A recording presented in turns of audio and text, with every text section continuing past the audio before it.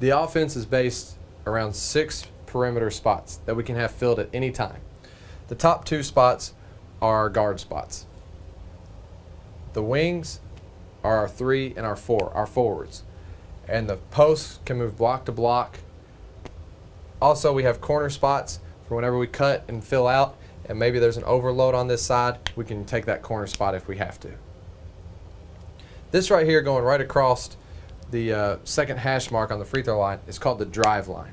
And we will get more into that about what our reactions are above the drive line and below the drive line. Now let's go over each spot. We have our 1. We want our 1 to be just outside lane line extended.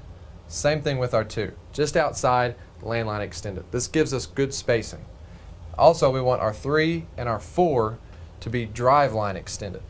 The reason for this, rather than starting them in the corners, is because we do not want our 1 and our 2 to not have those passing options. However, we also do not want to bring them up free throw line extended because it congests the offense. If this player is going to penetrate here, then if our offensive player is here, it really packs everything in. By scooting him down just maybe 5 feet, it opens up a wider driving gap for our guards. The 5, he will move block to block. Anytime the ball is penetrated, he will move away from the ball.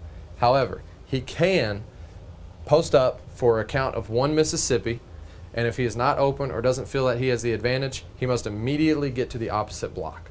Also, you'll notice each player where I've placed him is outside the college three-point line. They're on the NBA three-point line. We want NBA three-point spacing.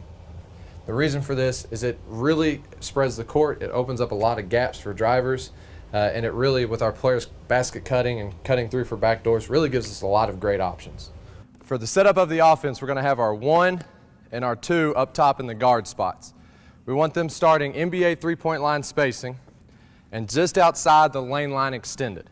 So it'll be the same for the 1 and the 2, just outside lane line extended. And they can be in either spot up top. If your point guard's better with his left hand, we can start him on the left side of the court and move our 2 over here. Our 3 is going to start NBA three-point line spacing on the drive line extended. Our 4 is NBA three-point line spacing on the drive line extended also. Our 3 is always going to be on the right side. Our 4 is always going to be on the left side. And our 5 will be moving block to block. Now, the reason that I have them starting on the drive line extended, which is the second hash mark extended, is for a couple reasons.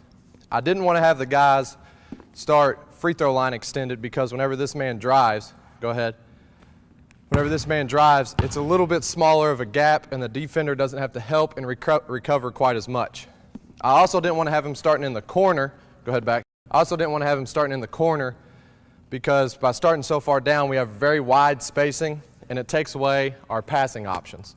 So by moving him down just a little bit, just a few feet, it opens up a wider gap for our penetrator, and it also allows us passing options out of the offense.